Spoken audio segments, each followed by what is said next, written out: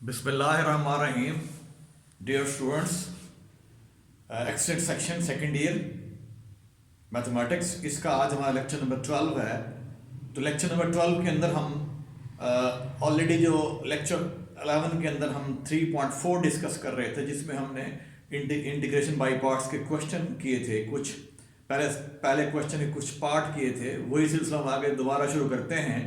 अब हम एक्सरसाइज 3.4 इसका क्वेश्चन नंबर 1, इसका क्वेश्चन 1 का 13वां पार्ट करेंगे और फिर हम क्वेश्चन नंबर 2 के कुछ पार्ट करेंगे और ये सिलसिला फिर हम आगे जो है वो चलाएंगे। ठीक है जी। अब हम चलते हैं क्वेश्चन 1 का 13 पार्ट, 13वां पार्ट। कह रहा है हमने इंटीग्रेट करना है साइन इनवर्स ऑफ एक्स, किसके लिहाज से? एक्स के लिहाज से। अब यहां भी हम इस पे बाई पार्ट्स वाला फॉर्मूला अप्लाई करने के लिए हम दूसरा फंक्शन 1 ले लेते हैं। ठीक है, तो 1 minus sine inverse of x. ठीक है, अब अगर आप देखें तो मैंने आपको जो लफ्ज बताया था उसमें I L A T E, तो आई से मुराद क्या है? All inverse trigonometric function. L से मुराद क्या है? Logarithmic function. ए से मुराद क्या है? Algebraic function. टी से मुराद क्या है? Trigonometric function. ई से मुराद क्या है? Exponential function. ठीक है जी। अब यहाँ पे देखिए आपके पास ये साइन इनवर्स एक्स आ रहा है, तो इसको हम पहला लेंगे कि आई पहले आपके पास, we will take sin inverse x as a first function, या fx कहेंगे इसको। ठीक है जी। और जो 1 है इसको हम लेंगे सेकंड। 1 जो हमारा अलजेब्रिक फंक्शन है, आई पहले आ रहा है और a बाद में है। ठीक है, तो ये आपका फर्स्ट होगा, ये सेकंड होगा। अब इस पे आपने बाई पार्ट्स वाला फॉर्मूला जो हमने ऑलरेडी किया हुआ है, integral f of x g of x d of x, ये आपका पहला है, ये दूसरा है, is equal to f of x integral g of x minus integral sin into integral of g of x into derivative of first one fx और d of x। तो ये फार्मूला इस पे अप्लाई करेंगे। अब तो first function as it is, and derivative of 1 x हो गया माइनस इंटीग्रल साइन। अब यहाँ पे x इंटीग्रल साइन जो आपने इंटीग्रल यहाँ 1 में निकाला था जो कि x था, इनटू डेरिवेटिव ऑफ, ये डेरिवेटिव है इसका, किसका? ये fx है आपके पास, ये फर्स्ट फंक्शन है, तो डेरिवेटिव इसका sin इनवर्स x का आ गया हमारे पास। ठीक है जी। अब फिर जब इसे हम सिंपलीफाई करेंगे तो ये आ जाएगा x sin inverse of x minus integral x, और इसका हम जानते हैं इसका जो डेरिवेटिव है वो होता है 1 ओवर अंडर रूट के 1 ओवर अंडर रूट के अंदर है 1 x स्क्वायर। ठीक है जी, ये अगर आपको डेरिवेटिव याद हो। फिर इसको फिर हम यहाँ पे लिखेंगे इस तरह, this is equal to x sin inverse of x। अब यहाँ पे देखिए इसको ऊपर शिफ्ट कर दिया हमने, ऊपर आके ये बन गया हमारे पास 1 x स्क्वायर, इसकी पावर -1/2। ठीक है, और x हमारे पास ऑलरेडी है, x ऑलरेडी है, तो यहाँ पे हम ये फार्मूला अप्लाई करेंगे। अगर आपको याद हो फार्मूला बताया था, अगर आपके पास इंटीग्रैंड के अंदर फंक्शन की पावर आ रही हो आपके पास, ठीक है, और आगे उसका डेरिवेटिव हो, तो फिर ये बराबर होता है हमारे पास, ये किसके बराबर है? ये बराबर है पावर में का इजाफा करते हैं हम, और फार्मूला क्या लाता है हमारे पास, और उस चीज से हम डिवाइड करते हैं। तो ये फार्मूला यहाँ पे अप्लाई करेंगे इसके अंदर हम।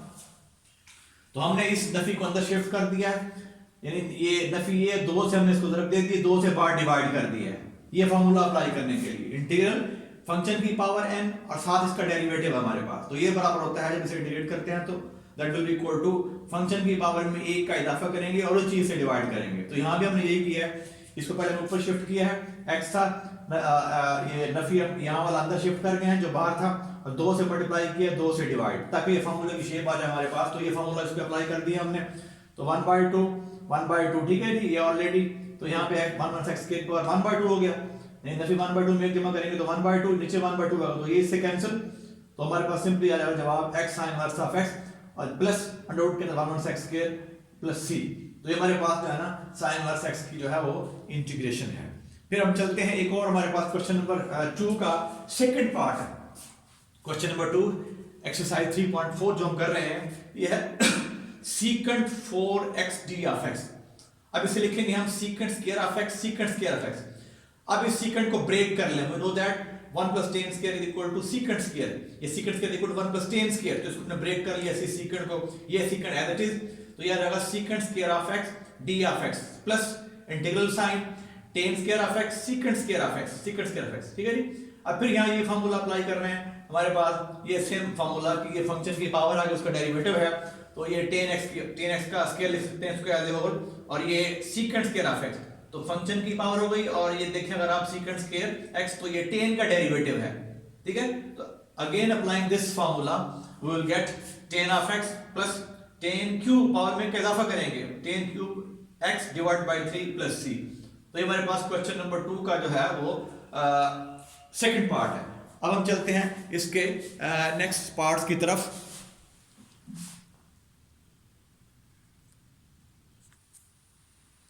अब देखिए हमारे पास क्वेश्चन नंबर 2 का फिफ्थ पार्ट है। इंटीग्रेट करना हमने एक्स क्यूब ई की पावर 5x tfx, इसको हमने x के लिहाज से इंटीग्रेट करना है। अब यहाँ पे देखें तो इस इंटीग्रैंड के अंदर हमारे पास दो फंक्शन हैं, ये x cube this is algebraic, जबकि e की पावर 5x जो है ये एक्सपोनेंशियल फंक्शन है। ठीक है, तो आपके पास देखें तरतीब में a पहले आ रहा है, a पहले है और e बाद में है, तो we will take x cube as a first function, यानी इसको fx कह सकते हैं, ये पहला फंक्शन कह लें, और ये जो आपके पास e एक्सपोनेंशियल फंक्शन है इसे हम कहेंगे ये हमारा सेकंड फंक्शन है या g ऑफ x है। ठीक है, अब ये बाय पार्ट्स वाला फार्मूला जो ऑलरेडी हम अप्लाई करते हैं उस पे अप्लाई करेंगे। तो ये first function as it is, दूसरे का एंटी डेरिवेटिव, तो इसका एंटी डेरिवेटिव जो है किसका, e की पावर 5x का, ये आ जाएगा e की power 5x divide by 5 minus फिर इंटीग्रल साइन, फिर यहाँ पे इसका जो आपने यहाँ पे लिखा है एंटी डेरिवेटिव वो यहाँ लिखेंगे, और साथ डेरिवेटिव ऑफ फर्स्ट वन जो कि 3x स्क्वायर dfx आ जाएगा। ठीक हो गया, फिर 1/5 e की पावर 5x x क्यूब, और इस नफी को बाहर निकालना, Nafi 3/5 integral x square e की पावर 5x। अब यहाँ फिर देखें आपके पास ये जो इंटीग्रैंड है इससे फिर दो फंक्शन है, दोनों मल्टीप्लाई हो रहे हैं, और ये जो है ये पहला जो है अलजेब्रिक है और ये दूसरा फंक्शन जो है एक्सपोनेंशियल है। Again applying the formula for integration by parts. ठीक है, अब यहाँ पे आप नोट करें कि इस क्वेश्चन के अंदर हम एक से ज्यादा मर्तबा इंटीग्रेशन बाय पार्ट्स वाला फार्मूला अप्लाई करेंगे। एक दफा हम यहाँ कर चुके, अब फिर दोबारा यहाँ हम फार्मूला अप्लाई कर रहे हैं बाय पार्ट्स वाला। ठीक है जी, अब 3/5 बाहर निकालेंगे। अब ये फर्स्ट फंक्शन सेकंड फंक्शन, तो first function as it is, दूसरे का anti derivative minus integral sine, दूसरे का एंटी डेरिवेटिव और पहले का डेरिवेटिव जो कि x स्क्वायर था अब 2x हो गया। अब इसको फिर सिंपलीफाई करते हैं, तो 1/5 e की power 5x x cube minus 3 over इसको 5 को अंदर ले जाए 25 e की पावर 5x और x स्क्वायर ये हो गया। अब नफी नफी जमा हो गया हमारे पास, तो ये बनेगा हमारे पास 3 ये 2 ये 6 और नीचे 5 5 25, तो ये प्लस 6/25, फिर इंटीग्रल x e की पावर 5x। ठीक है जी, अब फिर यहाँ पे देखें, फिर हम बाय पार्ट्स वाला फार्मूला अप्लाई करेंगे, इंटीग्रेशन बाय पार्ट्स वाला तीसरी मर्तबा। तो ये पहला फंक्शन, ये दूसरा function, this is your first, this is your second. ठीक है जी, अब ये पहली दो टर्म एज इट इज लिख लें इनको, first two term as it is, फिर 6/25। अब यहाँ ये पहला फंक्शन ये दूसरा, तो फर्स्ट एज इट इज, दूसरे का anti derivative minus integral sine. ठीक है जी, इसका एंटी डेरिवेटिव यहाँ पे लिखेंगे, फिर derivative of first one x का 1 हो गया d ऑफ x। ठीक है, अब इसको फिर सिंपलीफाई कर लेंगे, ये अंदर चला जाएगा, यहाँ बचेगा, इसको बाहर निकाल लेना, 6/125, यहाँ बच जाएगा इंटीग्रल e की पावर 5 ऑफ x। ठीक है जी, अब इसको फिर आपने इंटीग्रेट करना है, सिंपल हमारे पास एक्सपोनेंशियल फंक्शन है, इसको इंटीग्रेट करेंगे तो हमारे पास जवाब जो है e की पावर 5x/5 आ जाएगा। अब इसको आपने सिंपलीफाई कर लेना है मजमूई तौर पे। अब अगर आप देखें तो e की पावर 5x हर एक टर्म में आ रहा है, यहाँ भी आ रहा है, यहाँ भी, यहाँ भी, यहाँ भी, यहाँ भी। ठीक है, तो इसको हम बाहर निकाल लें, 5 भी हर एक टर्म के अंदर आ रहा है, 5 देखें हर एक टर्म के डिनोमिनेटर में आ रहा है, तो इसको बाहर शिफ्ट कर सकते हैं, e की पावर 5x/5, यहाँ बचेगा हमारे पास x cube minus 3x square 5 plus 6/25x minus 6/125, इसको हमने बाहर निकाल लिया इसको, और प्लस c। तो ये हमारे पास क्वेश्चन नंबर, ये इसका आंसर है, ये हमारे पास क्वेश्चन नंबर 2 का जो है ये फिफ्थ पार्ट था। क्लियर हो गया ये, इस तरह आपने इसके क्वेश्चन नंबर 2 के बाकी पार्ट भी कर लेने हैं। ठीक है, तो जो हमारा क्लास वर्क था उसके अंदर इसीलिए क्वेश्चन शामिल थे। अब हम चलते हैं नेक्स्ट, हमारे पास एक और रिजल्ट है थ्योरम की शेप के अंदर, उसको स्टेट करेंगे, फिर उसके सवाल जो एक्सरसाइज जो आपकी जो बाकी सवाल हैं उनसे उनको उसको हल करेंगे। क्वेश्चन 3 क्वेश्चन 4 उनकी बात करेंगे फिर हम। देखिए क्वेश्चन नंबर 4 एक्सरसाइज 3 पार्ट 4, इसका क्वेश्चन 4 का फोर्थ पार्ट वो सिमिलर है जैसे अभी हमने पिछला सवाल जो किया है उसी कैटेगरी का है। ये जो हमने क्वेश्चन नंबर 2 का गालबन जो है वो फिफ्थ पार्ट किया था, सेम कैटेगरी है। तो यहाँ कह रहा है कि इंटीग्रेट x स्क्वायर e की power ax d of x। ठीक है, तो ये आपका यहाँ फर्स्ट फंक्शन होगा दैट विल बी सेकंड। ये अलजेब्रिक है, ये एक्सपोनेंशियल है। तो फिर इस पे बाई पार्ट्स वाला फार्मूला अप्लाई करेंगे और यहाँ बाई पार्ट्स वाला फार्मूला दो मरतबा इस्तेमाल होगा, ठीक है। तो इसको भी आप उसी तरीके से जैसे हमने लास्ट वाला क्वेश्चन किया है वो कर लेंगे।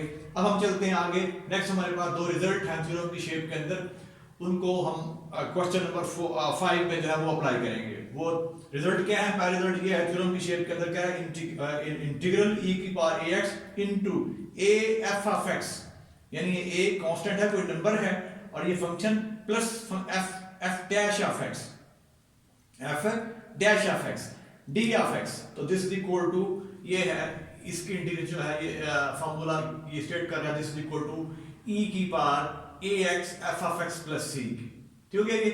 अब अगर हम इसी के अंदर a को 1 पुट कर दें तो e की पावर, ये दूसरी शेप बन जाएगी इंटीग्रल e की power x into function plus उसका डेरिवेटिव d ऑफ x, तो ये बराबर है e की power x f of x plus c के, ठीक है। तो दोनों में फर्क अगर आप देखें तो इसमें जो इंटीग्रैंड है पहले रिजल्ट के अंदर ये है e की पावर ax इनटू, यानी एक्सपोनेंशियल फंक्शन है, और इधर क्या आपके पास into a f of x, यानी ये कांस्टेंट लेना मुजरब खा रहा है fx के साथ, प्लस इसका डेरिवेटिव साथ दिया हुआ है d ऑफ x। तो ये किसके बराबर है? ये बराबर है e की power ax f of x plus c के। फिर ये रिजल्ट, इसमें अगर आप a को 1 पुट कर दें आपके पास सेकंड रिजल्ट आ जाएगा। अब यहाँ पे a को 1 पुट किया हुआ है तो e की power x into f of x plus f dash of x d of x, this is equal to e की power x f of x plus c के बराबर है, ठीक है। अब इन दोनों रिजल्ट को हम अप्लाई करते हैं और हम चलते हैं क्वेश्चन नंबर 5 की तरफ। क्वेश्चन 5 का जो सेकंड पार्ट है पहले उसको देखते हैं। क्या है? Evaluate this integral, evaluate this integral. अब यहाँ पे देखें तो ये सारा इंटीग्रैंड है, इंटीग्रैंड के अंदर आपके पास एक्सपोनेंशियल फंक्शन भी है और ये sin x plus cos of x, ठीक है। तो अगर आप इसको ऑब्जर्व करें तो ये इस पर ये रिजल्ट अप्लाई करेंगे हम, e की पावर x, तो ये आपका फंक्शन हो गया और ये उसका डेरिवेटिव आ गया हमारे पास, ठीक है। e की power x sin of x plus ये डेरिवेटिव है किसका? साइन का, ये जो कि cos है, ठीक है। तो इसको लिख सकते हैं e की power x sin of x plus derivative sin of x, ठीक है। तो अब इस रिजल्ट की रूह से तो ये हो जाएगा हमारे पास e की power x f of x, तो ये e की पावर x fx इस केस में आपका ये है e की power x sin of x plus c हो गया।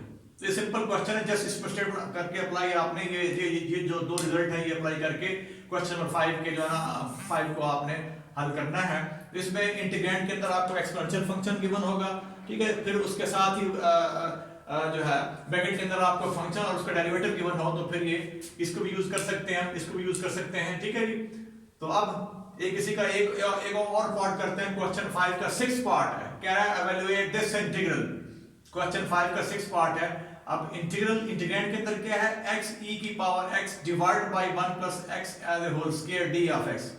अब आपने इसको फिर इसी शेप में लेके आना है, तो इसके लिए क्या करेंगे आप? इस x के अंदर +1 कर देंगे, -1 कर देंगे। यहाँ पे e की पावर x आधी चीज, x के अंदर हमने +1 कर दिया, -1 कर दिया, ठीक है।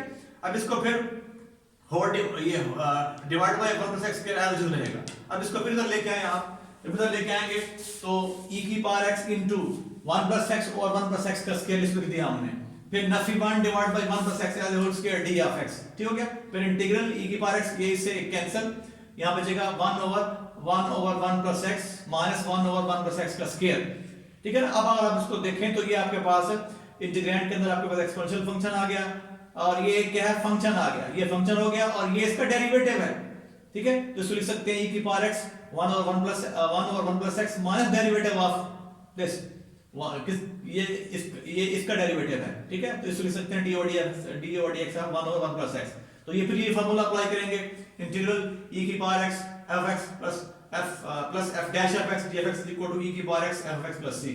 तो हमारे पास ये आ जाएगा फिर ये आपका e की पावर x और ये फंक्शन हो गया e की power x into 1 over 1 plus x plus c। तो ये हमारे पास जो है इसका आंसर आ जाएगा। तो ये अभी हमने क्वेश्चन 5 का जुज नंबर जो है वो सेकंड किया है और जुज नंबर जो है 6 किया है, जो हमारे क्लास वर्क में शामिल है। बाकी पार्ट्स जो होमवर्क शामिल है वो आप खुद ट्राई करेंगे, ठीक है जी। अब फिर नेक्स्ट हम टॉपिक स्टार्ट करेंगे इंशाल्लाह नेक्स्ट लेक्चर के अंदर। लेक्चर 13 में हम इंटीग्रेशन करेंगे बाय यूजिंग पार्शियल फ्रैक्शन। हमें फंक्शन गिवन होंगे रैशनल, हमने उनको इंटीग्रेट करना होगा, लेकिन उसमें हमने यूज़ करनी होगी पार्शियल फ्रैक्शन, जो ऑलरेडी आपने एफएससी के अंदर फर्स्ट ईयर में जो है वो पढ़ी होगी। तब तक के लिए अल्लाह हाफिज़।